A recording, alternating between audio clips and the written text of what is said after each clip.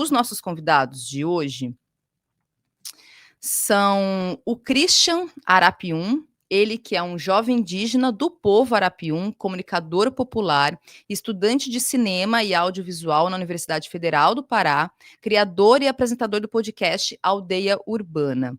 E também, quem vai estar aqui conosco é o Taigon Arapiun, que é comunicador indígena do povo Arapiun, do Baixo Tapajós, no Pará, apresentador do podcast Aldeia Urbana, fundador do coletivo de jovens indígenas, ex-coordenador de comunicação do CITA, Conselho Indígena Tapajós e Arapiuns.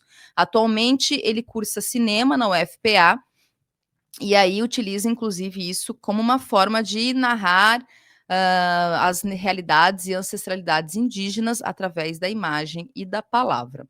Então, devidamente apresentados. Quem está aqui, eu estava esperando o Taigon entrar. E deixa eu só responder aqui a Lúcia, que o Mano Brown, eu estou convidando ele desde o começo do programa, viu, minha querida? Queria muito ter o Mano Brown aqui, seria maravilhoso ele e os outros do Racionais também. Seria ótimo, tá bom? Mas é isso. Christian Arapiun, seja bem-vindo ao Farol Brasil, ao Cultura Brasileira. Obrigada por atender meu convite, vir aqui conversar conosco. Eu estava dando um tempo aqui conversando, falando, porque eu estava esperando o Taigon, mas enfim, vamos começar contigo, e aí a gente aguarda ele entrar. Boa noite para você. Boa noite, tudo bom? Taigo tá com um probleminha aí para entrar na live, mas já ele resolve e consegue entrar. Boa noite, muito obrigado pelo convite. Estou bastante feliz de estar aqui, né, trazendo a voz dos povos indígenas do Baixo Tapajós para esse lugar, né, que é tão distante muitas das vezes da gente, mas a cada passo que a gente vai construindo, a cada luta que a gente vai fazendo, nós vamos conseguindo conquistar mais espaços, né? Como você já falou, eu sou o Christian Arapiun, tenho 21 anos, sou o criador do podcast Aldeia Urbana, que teve estreia agora no dia 12, né? Teve o primeiro episódio de lançamento. Estudo cinema e audiovisual na Universidade Federal do Pará, como você bem disse, e estou aqui para contribuir com esse papo, né? Estava acompanhando o Chavoso, é uma honra, né? Suceder aqui nesse papo depois do Chavoso.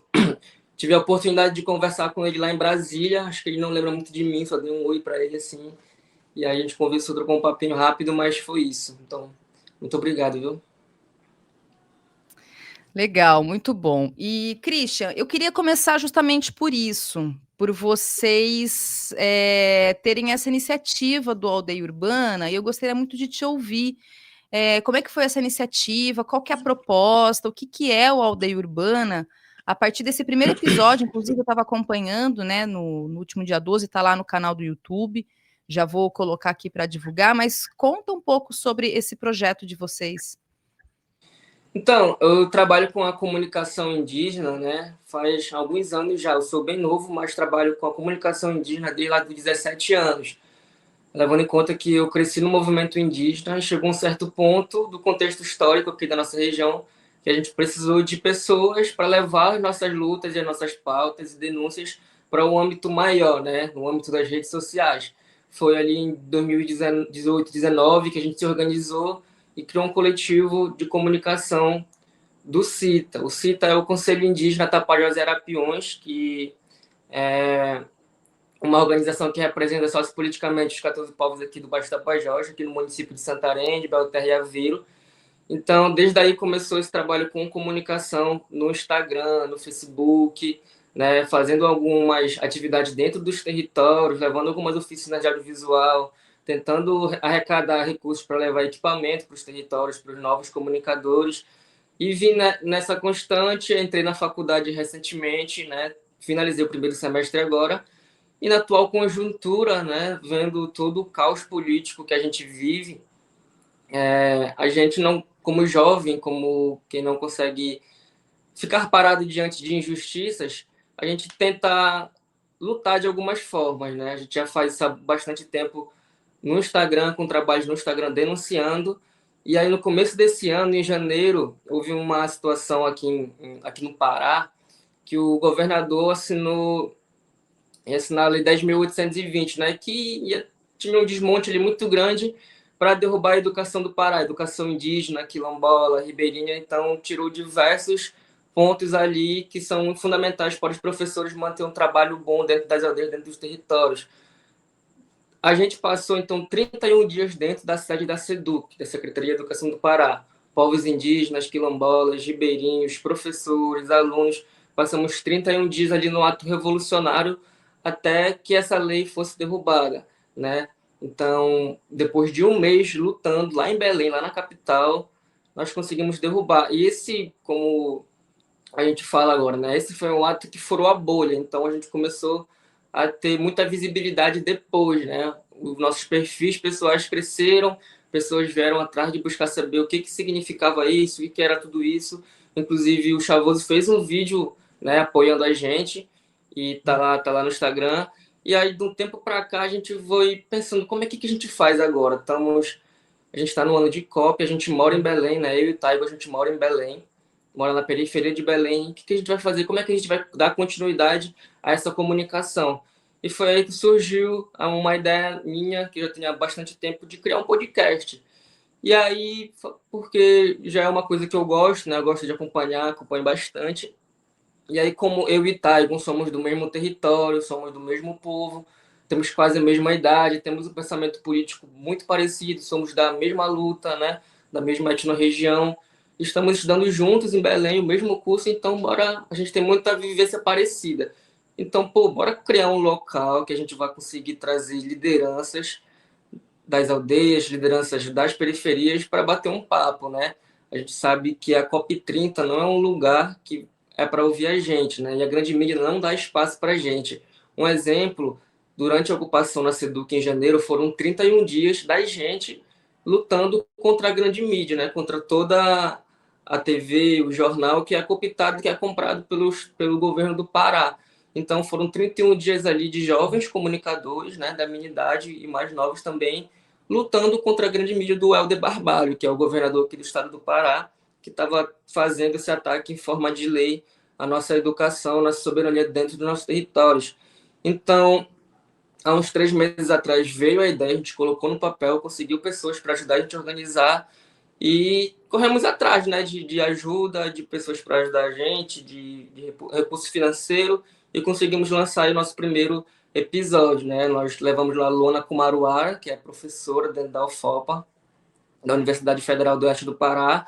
Levamos o Mike Kumaruara também. E levamos o Jander Arapiun, que também é uma pessoa do meu povo, um jovem que é comunicador, assim como a gente, que atualmente está lá na coordenação do setor de comunicação ali do CITA.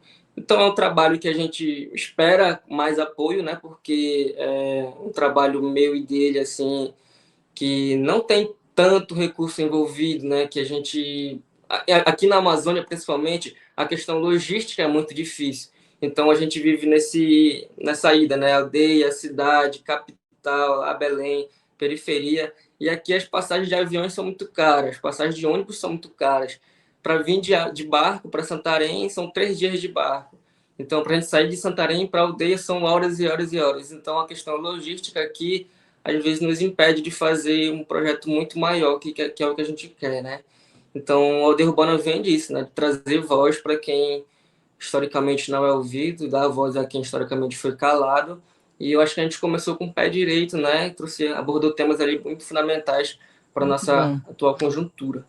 Sim, Christian. Aliás, eu queria aproveitar e pedir, inclusive, para você trazer um pouco aqui de explicação para a nossa audiência. Até o Taigon apareceu aqui também, mas acho que ele teve algum problema. Vamos aguardar que daqui a pouquinho ele chega.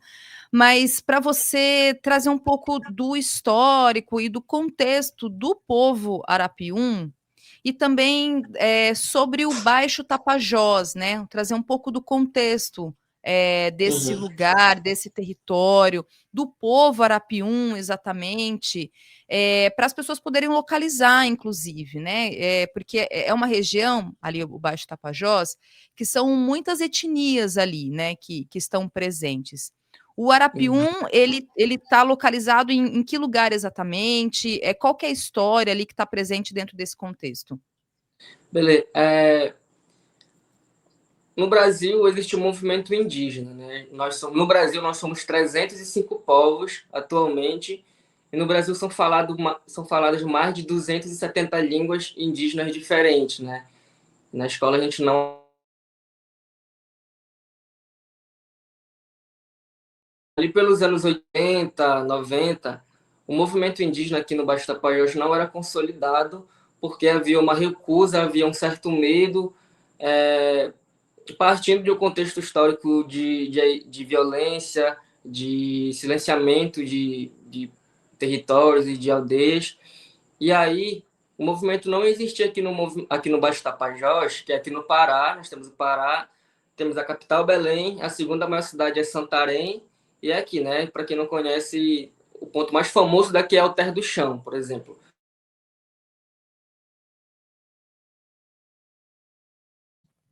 Acho que travou um pouquinho, né? Deixa eu aproveitar então rapidamente. Deixa eu ver aqui se volta. Voltou, voltou, Voltou? voltou. Deixa eu só dar Então, um recado rapidamente. Desculpa, beleza. Christian, só te interromper. Tranquilo. Tá bom, você precisa só virar a sua câmera, porque você tá de lado. Aí eu já te coloco aqui para engatar na conversa também. Aí, pronto. Eu vou só embarcar o Taigon também, e aí a gente segue aqui para o Christian nos explicar sobre a questão do contexto do Baixo Tapajós e do povo Arapiuns. Taigon, boa noite para você. Seja bem-vindo aqui ao Cultura Brasileira. E é isso. Tá, o Christian estava conversando conosco, falou um pouco sobre o podcast, e agora a gente está aqui falando um pouco do contexto do Baixo Tapajós e também do povo Arapiuns. Certo. Vocês conseguem me ouvir legal? Tá tranquilo? Então é Sim. Tu isso. coloca a Boa tua noite, câmera na horizontal, pessoal. tá? Não vou conseguir virar, irmão. Eu já consegui entrar na última, porque hoje o dia foi daquele jeito. Então, Copes aqui em Belém tá deixando todo mundo atordoado, né? Eu tô aqui em Belém agora, a Cris tá em Santarém, né? Então, a gente estuda aqui, nossas aulas voltaram agora também. Então, a gente tá bem corrido aí, né? Que esse período da Copa também. Então, hoje foi um daqueles dias. Sou o Taigo Arapiuns, né? Sou comunicador indígena também, faço parte do Aldeia Urbana, né? Tive na SEDUC em janeiro aí, juntamente com o Cris e outros comunicadores também na luta da SEDUC, né? Assim como em várias outras também, né? Como nós tivemos em Brasília também agora, né? Em abril, no ATL, onde rolou toda aquela também, quando a gente quis entrar lá no Senado para fazer o nosso ato, também recebemos bomba lá, né? Em Brasília, agora em abril, saiu até, enfim, no Jornal Nacional, na grande mídia, né, por conta de reivindicações, né. Eu acho que o Christian pode dar continuidade aí, depois um pouco eu falo um pouquinho, aprofundo mais nos assuntos, né, ele estava falando sobre, enfim, aldeia urbana, né, e outros projetos, sobre movimento indígena no Baixo Tapajós, a gente acompanha, depois a gente contribui um pouquinho também, beleza? Isso aí. Vamos lá. Christian, por favor, pode continuar. Tá, então ali no final dos anos 80, não existia assim formalmente o movimento no Baixo Tapajós. E aí o que acontece? Lá numa aldeia chamada Taquara, que foi ali o berço do movimento indígena do Baixo Tapajós. Lá nessa aldeia Taquara, que na época, lá nos anos 80, final dos anos 80, começo dos anos 90 ali, não se falava que os povos ali eram indígenas, né? Não se falava nisso, mas se permanecia toda aquela cultura. Por que que não se falava? Porque o homem branco chegou aqui e matou, né? Estrupou e dizimou aldeias, dizimou povos, proibiu os parentes de falar nossa língua, que é o Nhangatu. Então, muitos elementos da nossa cultura foram se perdendo nesse contexto histórico. Então, para retomar tudo isso, ali no começo dos anos 90, existia um cara chamado Pajé Laurelino. Esse Pajé Laurelino, ele era uma das únicas pessoas que falavam assim que ele era munduruku, que o pai dele era munduruku, né? Que ali naquela região do Taquara era munduruku. E aí veio mais uma pessoa chamada Florencio Vaz, que é um pesquisador, que é um estudante e agora atualmente é professor na universidade daqui. E ele fez esse estudo juntamente com o Laurelino, e ali naquele estudo se revelou que realmente sim, inclusive Florencio é de uma comunidade, né, que é do povo Maitapu. Então começou ali um movimento para resgatar essa ideia de que aqui no Baixo Tapajós sim existem povos indígenas. Tanto é que Santarém é uma das cidades mais antigas do mundo, né? Datando aí 8, 10 mil anos de idade, fora o tempo que os brancos chegaram aqui, né? Então tem ocupação indígena aqui nesse território há muito tempo, tem ocupação indígena aqui nesse território há milhares e milhares de anos. E aí, em 2000, rolou lá na Bahia, numa aldeia chamada Coroa Vermelha, do povo Pataxó, lá no sul da Bahia, no ano 2000 rolou um ato que era para bater de frente com a questão dos 500 anos de descoberta do Brasil.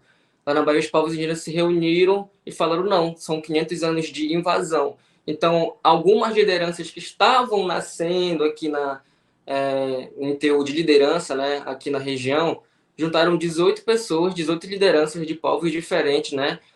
Antes disso, foi criado o GCI, que é o Grupo Consciência Indígena, que tinha Florencio, que tinha a Dona Graça, que são pessoas mais velhas que conhecem a história.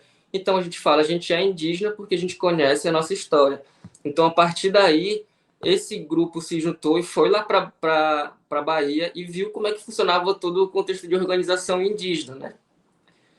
Por exemplo, no Brasil nós temos a APIB, que é a Articulação dos Povos Indígenas do Brasil. Aqui na Amazônia nós temos a COIAB, que é a Coordenação das Organizações Indígenas da Amazônia Brasileira. No âmbito do Pará, nós temos a FEPIPA, que é a Federação dos Povos Indígenas do Pará. Então, aqui no Pará, nós temos mais de 70 povos. E aqui na região do Baixo Tapajós, nós, até esse momento, não tínhamos nenhuma organização que pudesse ali juntar todos esses povos para se reunir sociopoliticamente. E foi na volta de lá que esses caciques, que essas lideranças, tiveram a ideia de criar o nosso conselho, que é o Conselho Indígena Tapajós Arapiuns. Então, a partir daí, o CITA, junto com o Grupo Consciência Indígena, começa a ir nas comunidades e falar: olha, a nossa história foi roubada da gente e a gente não tem que ter vergonha de retomar ela, né? Ninguém aqui vai virar índio. Nós vamos continuar com a mesma cultura de vocês, fazendo a farinha, sobrevivendo da pesca, da caça. Ninguém vai ter que andar pelado, por exemplo. Tem todo aquele estereótipo, né, de índio tem que morar no mato, índio tem que andar pelado, índio tem que estar pintado o tempo todo. Então, nesse processo de retomada, a gente já vem com essa quebra de estereótipo e o movimento indígena vai crescendo. Naquele tempo, tinha ali 8 aldeias, né, que compunham aqui a região do Baixo Tapajós. Hoje são mais de 100 aldeias.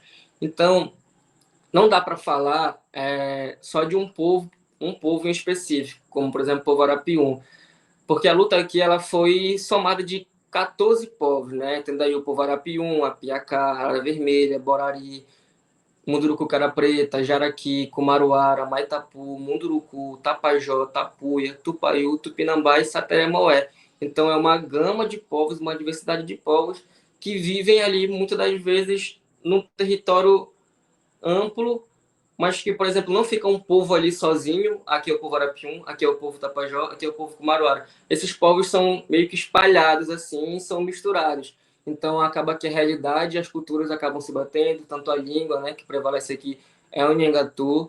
Então esse é mais ou menos o contexto, né, da luta. Depois de lá, o CITA ele tem as suas coordenações, né? São de 3 em 3 anos tem uma coordenação do CITA. Numa antiga coordenação, eu cheguei a trabalhar como comunicador também, e a gente é a base, né? A juventude indígena do Baixo Tapajós é a base do CITA. Sem essa juventude, sem esses comunicadores, o CITA perde muito da sua força. Então, esse é um pouco do contexto, né? Santarém é um cemitério, né, do povo Tapajó. Essa cidade que está construída aqui, está construída em cima do cemitério do povo Tapajó. Aqui era uma grande aldeia Tapajó, né? E a nossa língua foi roubada, por exemplo, mas até hoje as pessoas lá usam palavras da nossa língua. Por exemplo, pirarucu. O que significa o pirarucu? Pira é peixe, urucum é aquela frutinha, urucum vermelho, então peixe vermelho, pirarucu.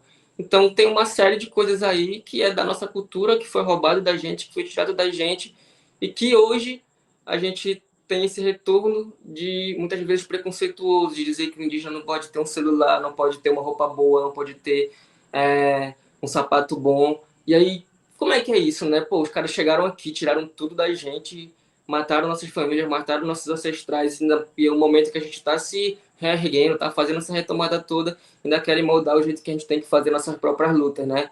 Então, esse é o processo do Baixo Tapajós. Nós estamos hoje mais que nunca engajado nas lutas, né? Todos os 14 povos ali juntos para um bem maior que é a defesa dos nossos territórios, principalmente. Christian, no primeiro episódio do podcast, inclusive vocês explicam, e eu queria muito te ouvir aqui, inclusive para a nossa audiência, sobre o porquê esse nome, né? Aldeia urbana, e que tem uma relação, inclusive, com esse processo dos estereótipos, das discriminações e dos preconceitos que atribuem aos povos indígenas, que é um pouco dentro disso que você está falando mesmo, né? Sobre uma certa ideia sobre o que é ser indígena, né? Como o indígena deve se portar, o que indígena deve fazer em termos de costumes e etc. Queria que você pudesse falar sobre isso, assim, inclusive pela escolha do nome Aldeia Urbana. Uhum. Como eu falei, a gente viveu esse processo aqui no Baixo Tapajós, que muitas das vezes a gente foi expulso do nosso próprio lugar por vários motivos, né? Por exemplo, a gente sai da aldeia muito novo para estudar, para ir atrás de melhorias de vida, né? Porque a nossa sobrevivência lá é o mato e o rio. E os caras estão poluindo tudo, estão derrubando tudo. Então a gente acaba tendo esse sufocamento e acaba vindo morar nas cidades. Isso acontece muito aqui na região do Baixo Tapajós e em outras regiões também indígenas do Brasil. E aí a gente vai chegar na cidade, a gente não vai para o centro urbano, a gente não tem grana para estar morando no centro. Então a gente acaba sendo empurrado para as favelas, assim como todos os povos minoritários, né? Então, aqui em Santarém tem um bairro que é fruto de uma ocupação, que tem uns 10 anos, que é o Vista Alegre do Ijuá. Então, eu e minha família tivemos que vir morar, sair lá da aldeia Muruci para vir morar para cá em Santarém, acabamos parando, rodando ali a cidade toda, nas periferias todas, e aí fomos morar lá no Juá, que é o bairro mais periférico, que sofre toda aquela opressão da polícia, que tem todo aquele preconceito pelo fato de ser uma periferia, pelo fato de ser uma ocupação. Então, eu vivi o contexto da aldeia, do território, eu sei das lutas do território, eu sei da luta de todos os povos daqui. Já fiz, enfim, já fiz várias atividades dentro dos territórios, já passei em quase todas as aldeias daqui, né? Então, sei a realidade de diversos territórios aqui e sei a realidade também das periferias, tanto daqui de Santarém como a de Belém, porque atualmente eu moro em Belém e eu moro lá também numa favela, né, lá no Guamá. Inclusive, queria mandar um abraço para todo mundo que está assistindo lá do Guamá e aí lá do Juá e das aldeias também. Queria agradecer vocês por estarem aqui. E foi isso, né? Aldeia urbana. A gente saiu da aldeia, mas a gente vê uma aldeia dentro da favela, vê uma aldeia dentro da comunidade, né? Lá na aldeia, quando falta açúcar para mim, eu vou lá com meu vizinho e troco, sei lá, dou um pouquinho de farinha para ele me dar um pouco de açúcar. Quando eu chego da caça, eu vou lá com meu vizinho, levo um quarto da caça, uma banda para ele e ele me dá algo em troca. Então, essa troca a gente vê muito dentro das periferias, né? Em Belém é um pouco mais complicado porque todo aquele sufocamento ali das pessoas acaba refletindo no, no próprio relacionamento das pessoas. Muitas vezes tu não conhece nem o teu próprio vizinho, né? Tu não tá ali naquela correria da cidade, naquela correria da periferia, estudando, trabalhando, não tem muito tempo para ter essas trocas às vezes. Então, poxa, eu sei que na minha aldeia tem problema. Eu sei que tem problemas estruturais, tem problema de saúde, tem problema de água, tem problema de alimentação, tem fome na minha aldeia, e eu vejo isso dentro das periferias.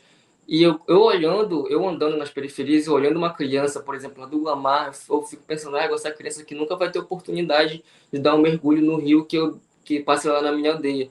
Nunca vai ter oportunidade de sair daqui para ir para o mato um pouquinho, sair fora desse caos todo. Então, a realidade dessa criança é essa aqui, é asfalto, é cimento, é calor, enfim, a criança vai crescer desse jeito, né?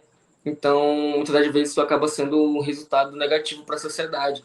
E aí, o nome vem por causa disso, dessa dualidade, né? Dessa comparação.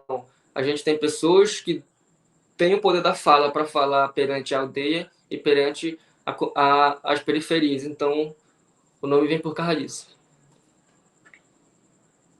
Muito bom. E tem uma questão que eu achei muito interessante que vocês trouxeram na conversa, no podcast. Aliás, gente, eu vou deixar inclusive para vocês aqui o link, tá aí o primeiro episódio, e e a conversa tanto do Taigon quanto do Christian com os 3 convidados, e parte dos vários assuntos e temas que vocês abordaram, até queria te ouvir muito de como vocês estão pensando nas pautas, né, dos temas que vocês tratam e vão tratar nos podcasts com os convidados todos. E tem um ponto que vocês abordam, porque além de você e do Taigon, que são universitários, são estudantes de cinema, tanto a professora quanto os outros 2 convidados que estavam lá também passaram pela universidade. Um deles é estudante, e tem alguns pontos que eu queria destacar e passar aqui a fala para poder te ouvir, Christian. Sobre a questão que vocês, inclusive, se colocam na própria apresentação, que é fomentar cada vez mais, e de maneira legítima, claro, o protagonismo indígena para narrar e contar as suas próprias histórias, e no caso, através do audiovisual, que é justamente o curso que vocês têm, né, através do cinema, uma das ferramentas. E tem uma outra coisa que eu também ouvi, eu não vou lembrar o nome do convidado, mas é o que estava no começo, depois ele saiu e entrou a professora. E ele fala uma coisa... Isso, e ele fala uma coisa porque ele é do direito e da história, né? Ele estudou direito e estudou história. E ele diz o quanto o acesso à universidade foi importante no processo da formação, né? Porque eu acho que aí passo para te ouvir, e aí fica a minha pergunta.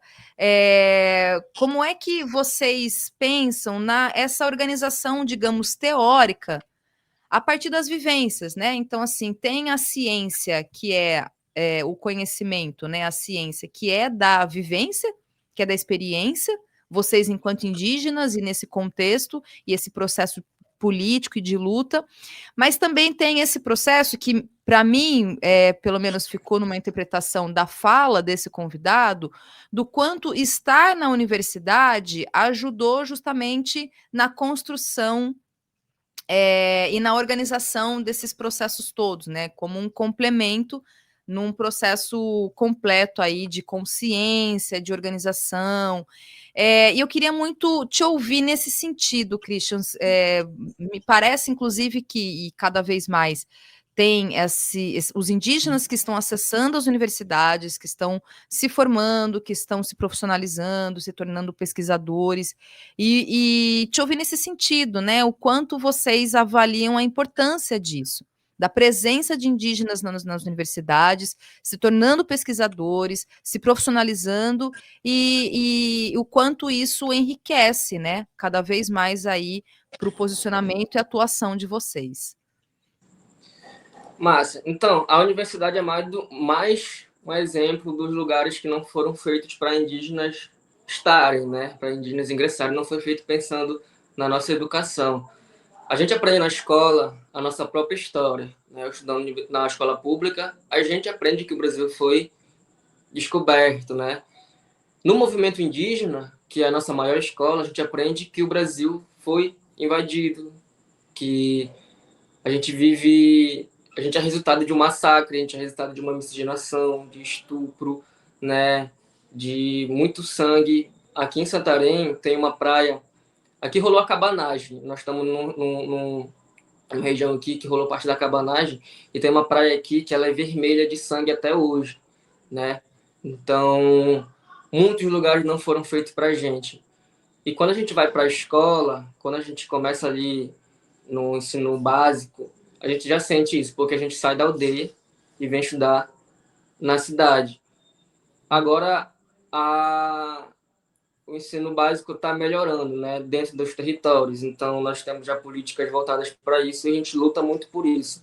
A gente é ingressado dentro desse contexto político, não é porque a gente viu na internet, não é porque a gente achou bonitinho, não é porque a gente acha, poxa, olha, tem tanta gente sofrendo, bora lutar por essas pessoas. Não, a gente ingressou nessa questão da política, não da politicagem, da política. E saber que problemas sociais que envolvem nossos territórios são culpa de uma estrutura toda brasileira. Falha. E aí, quando a gente entra na universidade, a gente se depara ali com outra realidade, uma realidade científica, mas uma realidade muito dura também, que prevalece pela questão do preconceito. São pouquíssimos, assim, em proporção a outras raças, pessoas negras, ribeirinhas, a ingressão de pessoas indígenas ainda hoje, né? Um exemplo disso é na Universidade Federal do Pará, que é onde eu estudo e Taigo estuda, né? As vagas, quando rola o processo seletivo especial indígena e quilombola, as vagas indígenas não são completamente lotadas, né? Então a gente vê uma defasão aí, tanto no ensino básico como no ensino superior. Mas a gente se apropriar do conhecimento que não foi feito por nós, muitas das vezes, como por exemplo o cinema, a gente se apropriar disso é fundamental para a gente completar todo o ensino que a gente ganha dentro do movimento indígena. A gente aprende sobre lei dentro do movimento indígena, a gente aprende sobre direitos humanos, a gente aprende com diversas oficinas sobre uma porrada de coisa. E a gente aprende como reagir a essas pressões, a essas ameaças. Então, quando a gente acessa a universidade, é fácil acessar, o difícil é permanecer nela, né? Olha o problema, eu tenho que sair daqui de Santarém para ir lá para Belém, para morar numa periferia, para poder estudar, para quem sabe eu me formar. Quando eu me formar, eu espero voltar para Santarém para dar aula, eu espero que já tenha um curso de cinema aqui em Santarém. Mas, assim, são exemplos de vitória, as pessoas que, como, por exemplo, o Mike e a Luana, são exemplos de vitória, mas são exemplos também de que a maioria da população indígena não tem acesso a esse lugar. Poxa, tem pesquisas hoje de remédios que são confirmadas hoje, que nossos parentes já sabem na aldeia, no território há muito tempo, né? No tempo da pandemia, do coronavírus, a gente sabia um remédio com leite da sucuba há muito tempo, antes das vacinas. Então, a nossa sabedoria não é ouvida, né? Quando um indígena descobre alguma coisa no mato, ele não ganha prêmio, ele não ganha troféu de sabedoria, mas quando um branco vai descobrir a mesma coisa dentro da universidade, ele ganha prêmios e troféus, né? Então, isso aí acaba afastando um pouco nós, o povo indígena, da universidade, mas o nosso trabalho de quem está dentro da universidade e é comprometido com a luta, é comprometido com a justiça, é fazer que o interesse dos parentes aumente. Cada ano que passa, que os acessos às universidades públicas sejam mais efetivos, sejam maiores, porque é uma coisa que a gente precisa, né? Esse papo de, não entre na universidade, não cola com a gente, porque a gente sabe que estudo, a gente sabe que educação é o que pode mudar o mundo. A gente vê hoje, eu estudo cinema com Taigo, como é que a gente vai fazer a revolução do nosso jeito? A gente não vai brigar igual nossos ancestrais com arco e com flecha mais, porque a PM, o Estado vem com bala de borracha, vem com bomba, como já aconteceu várias vezes em Brasília. Então a gente tem que usar conhecimento, a gente tem que usar caneta, a gente tem que usar filmes para retratar nossas histórias, para contar nossas verdadeiras histórias. Porque o livro de história que eu estudei na escola não foi o indígena que escreveu. Então, se apropriar desse conhecimento para contar nossas próprias histórias agora e para ser um professor, para ensinar outros indígenas dentro da universidade é de suma importância para a gente conseguir se elevar mais a mais lugares como o povo indígena, como o quilombola, como o negro, enfim. Eu vou ler aqui alguns comentários. Eu estava conversando com o Taigon aqui nos bastidores, porque ele não está conseguindo entrar. Então ele vai sair. Ele saiu, ele vai voltar aqui novamente para poder se juntar a gente aqui nessa conversa. O Igor Sena diz o seguinte, mandando abraços para o Christian e para o Taigon, daqui de Alter do Chão. Abração, Igor. Tamo junto. Também aqui, deixando para vocês, gente, o Instagram do Aldeia Urbana. Lembrando que é um projeto novo. Tem um episódio, estreou no último dia 12, no domingo. Então acompanhem, sigam lá, já tem cortes de vídeos e terão aí novos episódios para a gente poder acompanhar. Aqui o Instagram, a Laila está me ajudando, aqui também para vocês seguirem, porque tanto o Taigon quanto o Christian também são produtores de conteúdo, então fica o perfil do Christian, o link para vocês, e do Taigon também. E aqui uma dúvida, Taigon, que também me surgiu assim que você apareceu na tela, e também as fotos, né, de vocês, eu ia te perguntar, e o pessoal está perguntando aqui sobre esse símbolo que está aí atrás, que é um martelo e uma flecha. E aí queria te ouvir o que significa esse... Ah, peraí, ó, o tanto que, ó, deixa eu colocar o Taigon aqui na tela, que ele tá, acho que com uma camiseta, é isso, Taigon? Salve pra galera Ah, de Alté aí que já É o Igor é o lança dono ela. dessa marca aqui, ó. O Igor, a Manu, um abraço desde já também pra galera que tá com a gente no ativismo, né? Eles estão aí em Alter dos Chãos, moram ali. Então, uma galera que tá aí na pegada com a gente, né? Faz essas camisas e tudo mais. Tem outros modelos também, que é bastante interessante. Depois a gente pode deixar o arroba deles aí pra vocês estarem conferindo lá. muito bom, muito bom. E é isso, né? É um martelo e uma flecha e faz uma alusão à foice e o martelo, é isso? Justamente para trazer Isso. essa ideia para a realidade brasileira, né? Trazer para nossa Perfeito, realidade. muito bom. A gente usa facão aqui, peçado, e flecha, né? Então, fazer essa alusão, Maravilha. essa mesclagem. Dizer que todos os âmbitos da luta estão unidos ali, né? Para um bem maior. Perfeito, é isso aí. Bom demais, como disse Eduardo Dantas, concordo. Taigon, bem-vindo novamente aqui. Eu queria aproveitar a sua presença para te perguntar o seguinte: primeiro, para dizer que está dando uma leve interferência no áudio, eu vou só silenciar enquanto eu estiver falando, e aí eu abro aqui o Tranquilo. áudio para você, tá? Você, na sua apresentação, você até colocou que você foi do CITA, que é o Conselho Indígena Tapajós Arapiuns, que é uma organização indígena. Eu queria que você pudesse falar um pouco o que é o CITA, né? Como é que ele está inserido aí no processo político das lutas, que também acho que tem a ver dentro de todo esse contexto da construção da militância de vocês e do processo de vocês enquanto indígenas e que fazem aí essa atuação dentro desse contexto que vocês estão envolvidos.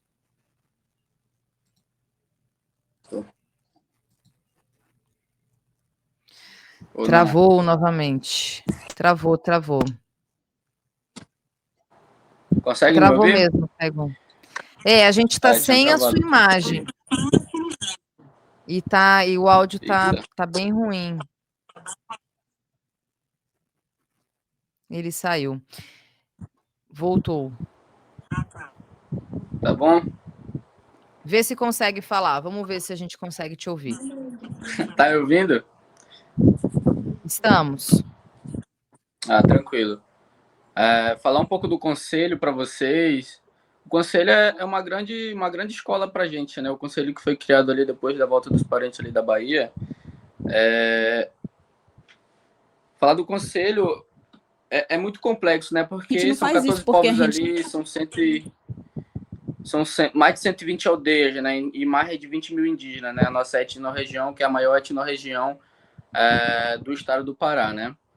Então, assim, quando eu entrei, né, que foi ano passado, que eu era coordenador da comunicação, né, e tinha toda uma equipe, e a gente tinha muita demanda no território, né, então a gente, a partir disso, conhecer a realidade do território, para a gente é muito importante, porque a gente está o tempo inteiro com a nossa liderança e com a juventude também, né, na base. Então a juventude vê a gente fazendo isso, eles também têm vontade de vir para a luta, né, então o podcast Aldeia Urbana também vem com isso para influenciar a nossa juventude a estar na luta, né, mostrar para eles a importância da luta, né. E estar no conselho, para a gente, é muito importante, né? Porque o conselho é uma grande porta, uma grande escola, né? A gente vai para vários movimentos, várias ocupações, várias lutas, né? Seja território, seja para Brasília, seja em Belém, seja em qualquer lugar, sempre a gente vai com o CITA, né? Porque a gente fala que o CITA somos todos nós, né? E realmente o CITA são os 14 povos da nossa etnorregião. E ano passado eu era coordenador da comunicação lá, né? Ano passado também a gente começou um projeto muito bonito, que é o documentário Vivência, né? Onde a gente foi lá para a terra indígena Amaró, que fica na nossa etnorregião também, né? Gravar o Vivência aí, que é um documentário meio do Christian, né? Um projeto também independente, que a gente decidiu mostrar o que é a vivência, né? A vivência é quando a gente não desfila mais o 7 de setembro, né? Que não é algo nosso, é algo imposto pelo branco, né? E vamos para o território fazer a vivência aí de 7 dias, né? Quando a gente passa no território 7 dias dentro do mato, só vivendo da caça, da pesca, a troca com os anciões, com os pajés, com as crianças, com as mulheres, né? Então a gente vai para o território ter essa troca durante 7 dias, né? Então a gente documentou isso, né? Agora vai começar a pós-produção dele, a parte de edição e tudo mais. Em breve a gente vai fazer esse lançamento também, Daí é um projeto nosso também que a gente decidiu fazer no território para mostrar a realidade, né? A gente mostra muito que a gente sofre com invasão, com muitas coisas ruins, mas a gente também tem muitas coisas boas no território, né? Então a comunicação que a gente tem feito ultimamente é para mostrar assim, as nossas lutas, mas é para nós ter esse protagonismo da nossa verdadeira realidade, que lá não é só conflito, que lá não é só guerra, que lá não é só coisa ruim, né? Nós tem diversos festivais, diversas culturas, né? Cada aldeia tem seus festivais, as outras aldeias vão para lá, então tudo isso a gente tem também trabalhado para mostrar a realidade dos nossos povos indígenas, né? E a gente trouxe isso para o conselho, né? Porque é muito importante a gente mostrar a nossa cultura, né? Porque se a gente mostrar toda vez que só é guerra, conflito, né? E nós nunca mostrar nossa outro lado da realidade, o povo brasileiro nunca vai entender, né? Porque até hoje, se a gente for para o sul, o povo vai achar que aqui só é mato e água, que não tem ninguém debaixo dessas árvores, na beira desses rios, né? Então a gente traz isso para o conselho também, né? A gente criou uma rede de comunicadores no Conselho Indígena, também tem uma rede de comunicadores, né, de toda a etnorregião. Então, assim, a gente vem fazendo formação de comunicação com a juventude na base, nos territórios, né, faz intercâmbio para outras regiões daqui da Amazônia também, com outros povos indígenas. Então, para a gente fazer a comunicação é muito importante, né? A gente conseguir furar essa bolha de entrar na universidade, conseguir influenciar mais juventude, né? Por exemplo, a juventude que está agora na coordenação, é uma juventude que estava junto comigo também, e que eu entrei para a universidade, eles estão tocando barco agora lá, né? Então isso perpassa, né? Antes de eu entrar, o Christian estava lá dentro da instituição também com a outra equipe que fazia parte da gestão da Auricélia, né? Eu fiz parte como coordenador da gestão da Margarete, que é atual agora, com o Lucas. Então, assim, isso vai perpassando, né? Esse é um conhecimento que a gente abraça, né? E faz questão de perpassar, porque é isso, é a continuidade, né? E a gente vem aqui para fora, se forma para a gente voltar para a base para dar esse retorno, né? E aí, uma das maiores importâncias também é a gente dar o retorno para o território, mas também para o conselho, que é a nossa maior base, né? Seja para qualquer guerra, seja para qualquer luta que a gente vá, sempre a gente vai enquanto cita, né? Muito bom. E aí, eu queria perguntar para vocês, eu só vou silenciar aqui, Taigon, enquanto eu falo, tá? Só para não ter interferência. Eu queria perguntar para vocês, como é que vocês estão avaliando a COP30? Quer dizer, agora, né, essa preparação, todos os processos que inclusive as próprias polêmicas, e a própria COP30, né? Enfim, o próprio movimento, o próprio, é, enfim, movimento em si. Como é que vocês estão avaliando, inclusive porque vocês estão inseridos justamente nesse contexto aí, né? O Taigon, se eu não me engano, ele falou que está, inclusive, em Belém.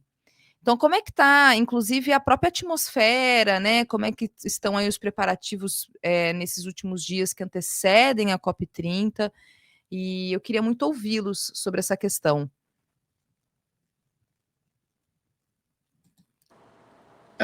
Falando um pouco de COP, eu acho que intuito de COP, né? Eu já estou aqui em Belém, eu viajo semana que vem para Santarém, que a gente tem uma atividade no território com um coletivo, né? Que a gente também tem um coletivo de juventude, né? Da nossa etnorregião ali, que tem juventude do Tapajós, da Arapiões, que a gente fundou ele ano passado, que é o SIC, né?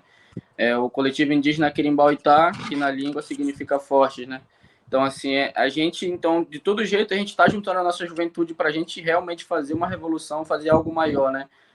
E não ficar também só ali na base esperando algo. Então, a gente está juntando a nossa juventude, a gente criou esse coletivo, né? A gente tem uma atividade no território agora, de aniversário de um ano do coletivo, e uma formação também de segurança digital, e também aproximando ali a COP, né? Explicando um pouco de COP, segurança digital, esse meio. E aí aqui em Belém tá um caos, né? Belém tá parando de um jeito que só Deus, muito trânsito, muito tudo. E assim, vendo a COP, nós, povos indígenas, né, a gente vê aí que é uma grande bancada de negociação, né? A COP é algo que não é para a gente, não é para os povos indígenas, não é para as periferias, não é para as comunidades ribeirinhas, não é para os quilombolas, não é para nós, sociedade civil, né? Assim, é para os grandes brancos virem negociar nossas terras, nosso carbono, nosso território, nossos rios, né? Tanto é que o rio Tapajós está sendo leiloado aí, por exemplo, né? Para escoamento de soja, para botar a ferro-grão. Tanto é que ontem, ou foi anteontem, se não me engano, nosso parente da PIB e todas as instituições, os biomas, as instituições de bioma do Brasil ocuparam Brasília, por exemplo, né? Conta ferrogrão, tem pele da devastação, enfim, tem várias coisas que vêm, né, querendo atropelar nós, povos indígenas, e eles vêm para a COP, eles não vêm para saber como é que está o território, né? Eles vêm para a COP para negociar o que nós tem aqui e eles levar. Então, assim, creio que nós, povos indígenas, vamos ocupar Belém sim, vamos estar aqui durante a COP, vamos fazer nossas incidências, nós temos muito a dizer, temos muito a falar para esses caras que vêm de fora da gringa, né? Para esses grandes responsáveis do planeta. E é isso, assim, eu acho que a COP vai ser uma grande virada de chave também, enquanto COP, né? Porque durante 30 anos, 29 anos, a COP ela nunca foi divulgada e que ela está sendo divulgada agora, por exemplo, né? Nunca chegou na base de fato, porque eu tenho 20 anos. Eu, até 5, 6 anos atrás, ainda não tinha chegado na base do que era a COP, por exemplo, né? Então, todos esses anos eles já vinham negociando nossas vidas, nossos territórios, tudo que a gente cuida, tudo que a gente zela no território, né? Então, assim, eu creio que esse ano vai ser a COP do povo, vai ser a COP dos povos indígenas também, que vamos chegar não para fazer mídia para o governo, nem para governo, seja estadual, seja federal, mas sim para a gente realmente brigar pelo nosso território, porque nós estamos em momentos no território muito sérios, né? Ano passado, por exemplo, por conta de desmatamento e da seca muito grande, a gente teve em Santarém o segundo ar mais poluído do mundo, por exemplo, né? E a gente só conseguiu chegar na grande mídia assim, dessa maneira, com a comunicação popular, com a juventude fazendo, com vários comunicadores independentes movimentando suas redes, né? Teve muita morte de peixe, 2 anos seguidos também no Tapajós e Arapiuns por conta das crises climáticas, né? Então, tudo aí, isso reflete lá na base, né? Então, tipo assim, tem aldeias na época, né, da grande estiagem que fica sem acesso, né? Então, só entra alimento, por exemplo, remédio de saúde, essas coisas, tudo de helicóptero. Então, assim, tudo isso é reflexo da mudança climática que eles já vinham negociando, né? Se isso está acontecendo hoje, eles são os grandes maiores responsáveis de tudo que está acontecendo na Amazônia e no planeta, né? Assim, e eu acho que é mais ou menos por aí o que a gente vem fazendo na COP, creio eu. Não sei muito bem como é que vocês imaginam os povos indígenas na COP, mas a gente vem para realmente para lutar, para dizer para eles que os povos indígenas são a resposta. Posso contribuir? Christian, se você quiser complementar, por favor.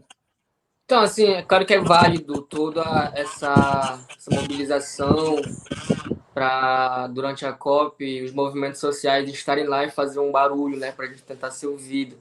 Só que, assim, eu vejo que a COP é uma grande farsa, né? Vamos para a COP 30 debater políticas para melhorarmos a questão ambiental no mundo, mas, pô, a gente já vai para 30, né?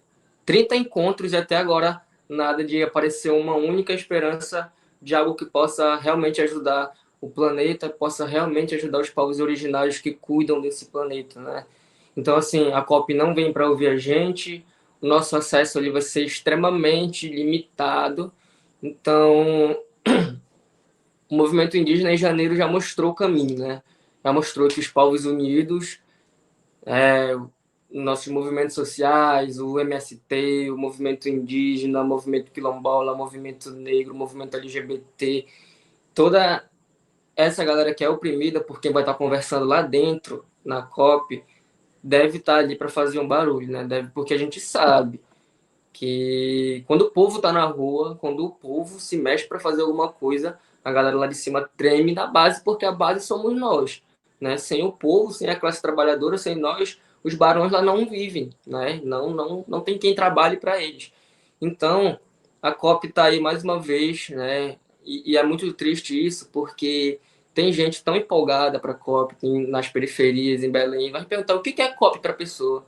A pessoa pensa que é um show, às vezes, assim, pensa que é um evento de música, pensa que é uma coisa, sei lá, que não é passado para a gente, para as populações em geral, o que é a COP, o que vai ser debatido ali realmente. Então, há sim um espaço para a gente tentar ali, dominar e tentar fazer com que nossa voz seja levada para fora do Brasil, né, para a gente denunciar. Porque aqui, lá em Belém, por exemplo, os caras estão na infraestrutura das obras da COP, mas eles tiram as pedras, os entulhos, o cimento dali, onde é para construir prédio para receber branco, e joga tudo em cima da periferia, joga tudo em cima da favela, joga em cima lá das casas que não tem um mínimo de saneamento básico e ainda piora a situação dessa gente. Isso não é mostrado. Tiraram árvores de Belém para colocar árvore artificial dentro da cidade para gringo ver, né? Fizeram ali umas infraestrutura meia boca, uma praça ali no meio de Belém, que quando chove alaga tudo, né? O trânsito de Belém é um caos, assim, não tem esse negócio de, bora falar bem da nossa cidade, bora falar bem do nosso Pará. Pô, vamos falar bem no aspecto cultural, a gente tem muito o que mostrar, mas, poxa, infraestrutura em Belém, olhando ali, num dia normal já é um caos, né?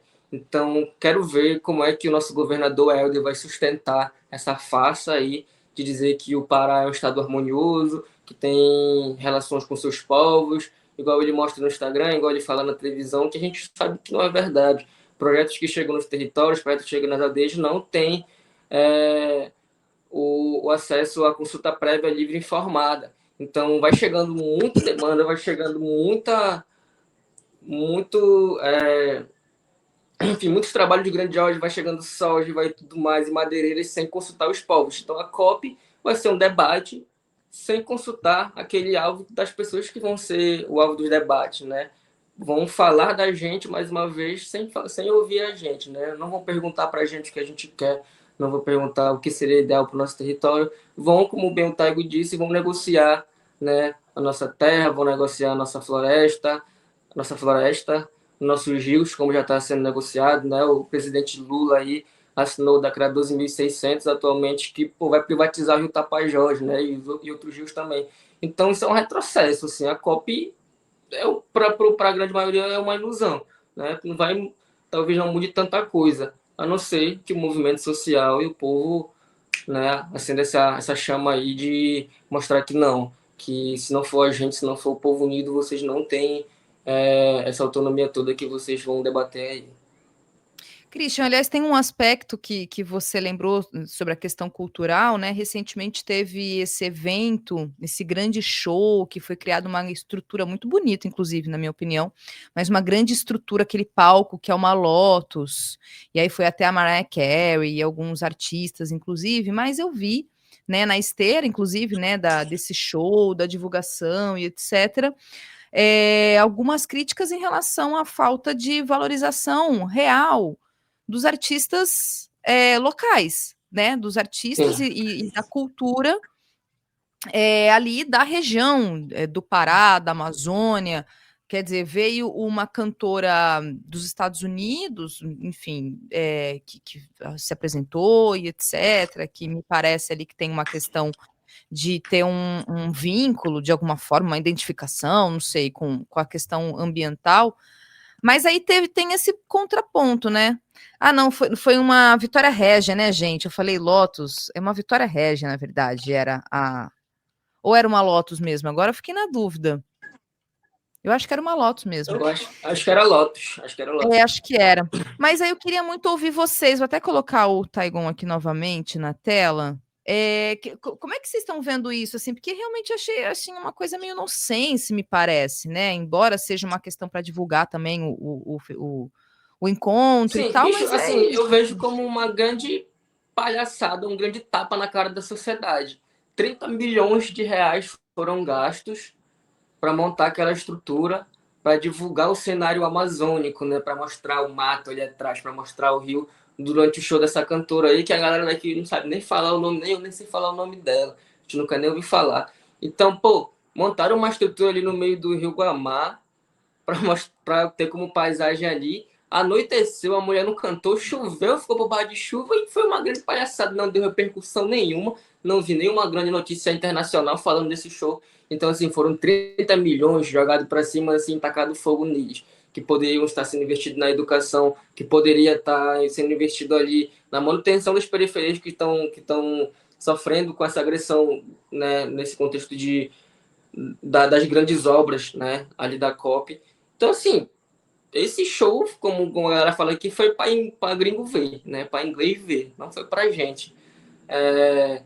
Aí o argumento da galera é que não foi dinheiro público, foi dinheiro da Vale. Pô, a Vale, né? Porque a gente conhece todo o contexto histórico da Vale aí, matando nosso território, destruindo tudo. E aí vem com essa de que esses 30 milhões é o retorno para a sociedade. Não é. Né? Não tinha nem alguém convidado ali do movimento indígena, do movimento, enfim, sociais para estar ali acompanhando. E assim, foi um grande fracasso. Na minha visão, foi um grande fracasso. 30 milhões jogados fora. Queria fazer um Christian, comentário. comentário Por favor. sobre... porque, assim, foram 30 milhões financiados pela Vale, a Vale que vem acabando com o nosso território, aí quem conhece a Vale sabe do que eu estou falando, né? Mas, assim, são 30 milhões que poderiam ser investidos em vários setores, né? Então, assim, eles fizeram um puta palco no meio do rio, onde montaram ali um lugar para uma plateia que foi apontada a dedo, que foi uma galera da gringa que veio, né? Então, tipo assim, os próprios artistas paraenses ficaram revoltados porque muitos grandes artistas que deveriam estar lá, assim, não estavam, né? Vou citar, por exemplo, o nome da Keila, né? Que é do Treme, por exemplo, não estava lá, né? E vários outros artistas também que poderiam ter feito um grande show lá e não foram, né? Convidados por evento, pelo menos, né? Então, assim, teve uma revolta na cidade, né? Porque, assim, vários artistas aqui que achavam que estariam lá, pelo menos, para, enfim, para assistir, ver de perto, porque foi no meio do Rio, né? Foi feito realmente para a gente não ver, foi só feito para branco ver, né? Para a galera da gringa ver. Então, assim, e ficou lá, né? Depois do show e o pós-show, e aí como é que fica? Né? O bagulho ficou lá, ninguém tirou, né? Então, tipo assim, são coisas que não são mostradas, né? Os caras fazem show, vem pra cá, quer fazer os maiores festivais do mundo nessa época na Amazônia, mas e aí depois, como é que fica, né? Como é que vocês vão tirar esses resíduos que vocês trazem, né? Para que nesses grandes eventos que vocês querem fazer, seja no Rio, seja na floresta, seja em qualquer canto. Então, tipo assim, é um recurso, né, que veio por uma mineradora que está acabando com o nosso território, quilombolas, indígenas, né, os ribeirinhos, né, e quando vem, ainda vem para fazer algo, né, para fazer conflito, né, na cidade, seja entre, enfim, as pessoas que estavam aqui em Belém, né. Então, tipo assim, eu acompanhei um pouco de perto isso, porque eu estava aqui no período, né, eu acompanhei de perto como é que foi um pouco isso. Tipo assim, foi um caos Belém, né, por conta disso, assim. E não teve uma grande notícia, né? A única notícia foi que o cara que foi ser entrevistado errou o nome dela e que choveu, né? Essa foi a notícia, choveu no show. Então, tipo assim, a gente poderia estar investindo em vários outros setores, por exemplo, aqui no Pará, que é um estado que tem um problema muito grande com estrutura, né? Como o Christian bem colocou, não só aqui em Belém, mas o município do Pará inteiro, né? A gente estamos muito fragilizados com a infraestrutura. E tem recurso para isso, a gente sabe que tem recurso para isso. Né? A lei de acesso à informação tá aí para isso, a gente sabe que tem recurso para isso. Agora falta ver para onde que está indo esse recurso, né? Então, a gente estando aqui enquanto juventude fazendo comunicação, a gente está aqui também para denunciar isso, né? Tem obras bilionárias aqui em Belém que quando chove alaga, né? Então, tipo assim, para onde foi o real dinheiro, né, dessas obras que não foi investido 100% ali, né? Belém, 15 minutos de chuva tá alagando, né? Tá transbordando, 1 hora de chuva nem se fala, né? Então, Belém deveria estar sendo investido esses recursos, né? Nessas infraestruturas, isso na minha visão, que estou aqui em Belém acompanhando isso de perto, né? Muito bom. Eu vou ler alguns comentários aqui e aí eu parto para a última questão, junto com vocês. Aqui o Eduardo Dantas comenta: historicamente, os povos originários nunca tiveram um dia de paz desde a colonização, no mundo todo. É muito revoltante. O Robson aqui também falando: minha cidade tem o nome de Pojuca, Iapoiuca. Muitos nomes indígenas, viu, gente? Eu sou do interior de São Paulo e o nome da minha cidade é um nome tupi-guarani, que é Piracicaba, que significa lugar onde o peixe para, porque tem a ver com o rio, inclusive. É isso, né? Enfim, todo o território brasileiro tem O povos Brasil é terra indígenas. indígena, né? Exatamente. Quando a gente se reúne anualmente lá em Brasília, no acampamento Terra Livre, que é o ATL, todo ano a gente se reúne lá, então junta ali 8 mil indígenas, gente do Brasil todo, do Acre lá até lá de Florianópolis tem gente. Então a gente vê ali nesse evento que todo o território brasileiro é ocupado por povos indígenas. Isso aí. Aqui também o Pablo Freitas, ele diz: será que o camarada Arapium conhece o projeto Vídeo nas Aldeias, com filmes realizados por indígenas? Pesquisando vídeo nas aldeias, Cineclube Brasil aparece uma playlist com a história e alguns filmes. E aí, com este comentário, eu queria aproveitar para pedir para vocês assim, falarem, sugerirem o que vocês sabem de material de audiovisual, de documentário, de vídeo, que vocês recomendariam aí para a gente aqui, em relação às questões todas que vocês estão inseridos, que vocês atuam e que podiam sugerir para nós aqui, para a gente poder aprender? Aqui tem um documentário muito bom, que o nome dele é Retomada, né?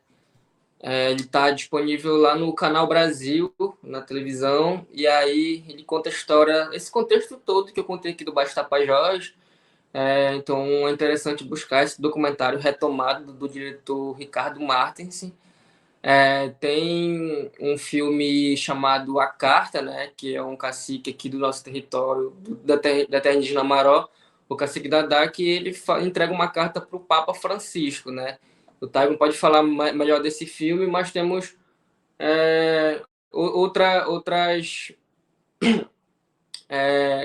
outras obras também, né? Por exemplo, eu produzi um documentário chamado Encantos, e ele até agora não consegui disponibilizar ele no YouTube por questões aqui, mas na própria Netflix tem alguns trabalhos também. Mais aqui regional, mas do Pará, assistam Manas, né? Assistam, me fugiu agora, Psica, que vocês vão entender um pouco da questão aqui do Pará, da criminalidade aqui no Pará, saca? Psica, eu comecei a ver, ainda vi um episódio só, mas tá muito falado essa série, tá na Netflix, o Psica. Realmente é muito bom, vale a pena. Tem também, acho que tá na Disney Plus, O Território, busquem lá do meu mano Bitatê, Juruma. Ele mostra ali como é que eles fazem a vigilância no território, usando drone, usando câmera. E daqui a alguns meses vai estar no ar aí o Vivência, né? Que, como o Tarim falou, é um trabalho que eu e ele a gente está se dedicando muito. Vai ser um longa que vai contar a história ali da terra indígena Maró, porque que eles fazem uma atividade chamada Vivência, como o Tarim explicou, né? Então, eles são 7 dias dentro do território, do lugar chamado Centro de Apoio, que era uma casa de madeireiros antes, e que os moradores ali tomaram dos madeireiros e se apossaram da casa e usaram como um centro de apoio no território. Então, são 7 dias ali vivendo o próprio comunismo, digaria assim, porque ele não envolve R$1 nesses 7 dias. O dinheiro não entra, o capitalismo ele não entra.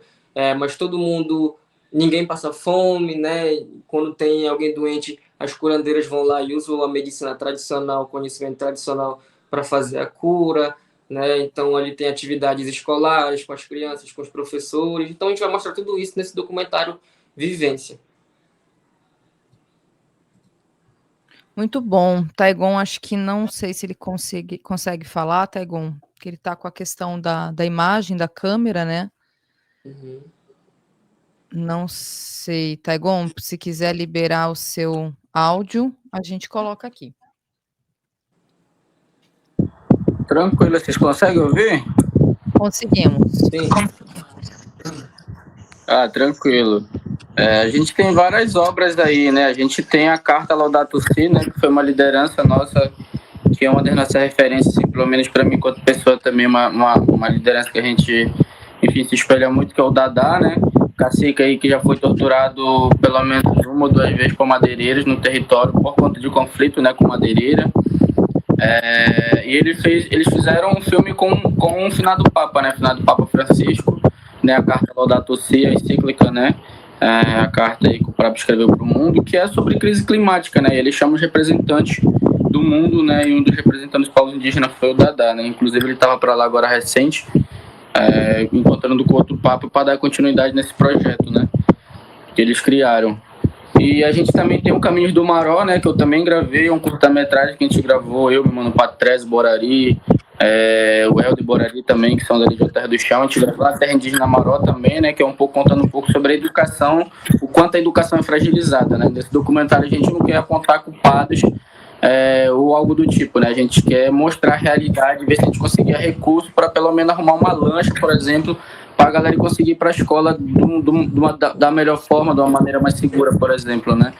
E a gente também tem o Kumaru, né? Que é do Mano João Albuquerque, né? Que é da Desalve Filme, que é com o Pajé Naldinho, né? Um curta-metragem também ali, então são alguns curta-metragens muito massa que tem contando um pouco da história, da espiritualidade da nossa etnorregião, né? de como que surgiu todo esse movimento que hoje existe na nossa etnorregião, né? E tem outros documentários indígenas também de outros parentes, né? De outras regiões do Brasil também, que tem na Netflix, tem no YouTube, que é bem importante ver, assim, porque conta a história de outras regiões também, né? Porque o Brasil, ele é muito diverso, né? São mais de 305 povos aí, mais de 270 línguas, mais de 100 povos, né, em isolamento. Então, assim, é uma magnitude muito grande, né? Então, assim, todos os povos, assim, a gente sabe que tem comunicadores, né? Então, esses comunicadores estão procurando o protagonismo dos seus povos, né? Então, eles estão contando a história deles de alguma forma pelo audiovisual. Muito bom. Eu vou ler, então, os últimos comentários aqui. Olha só, deixa eu tirar só esse aqui da tela para dizer o seguinte: o Aval R dizendo vida longa para o canal, já me inscrevi. Algumas pessoas na audiência, inclusive, informaram que se inscreveram no canal. Muito bom, viu, gente? Pablo Freitas também diz: muito firmeza essa argumentação sobre a COP, força na luta, Christian. E também o Wesley Oliveira dizendo: essas camisas rola comprar em algum lugar? Linda demais, que vocês mostraram aí. Então, lá no meu Instagram eu vou colocar lá no story depois o nome da lojinha, tudo onde é que vocês conseguem adquirir, né? Basta seguir lá esse nome que tá aqui, Christian Arapium. Vocês vão achar no Instagram, ela é do meu mano Igor e da Manu, que mora lá na Terra do Chão.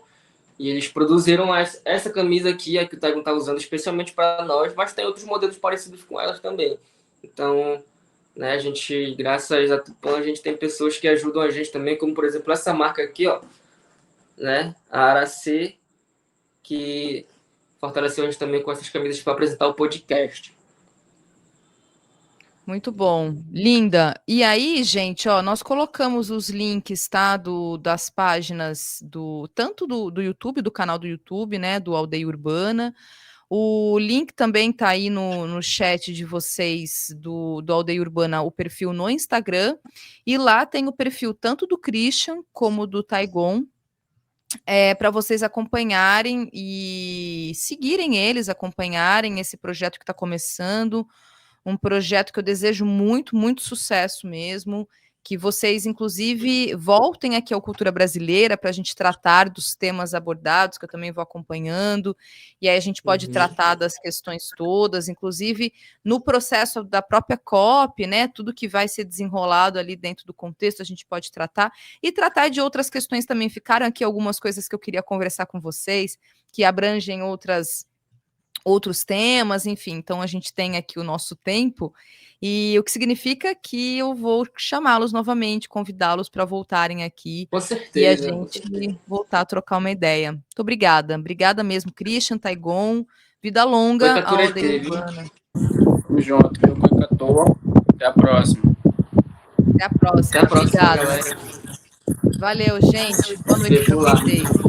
Até logo.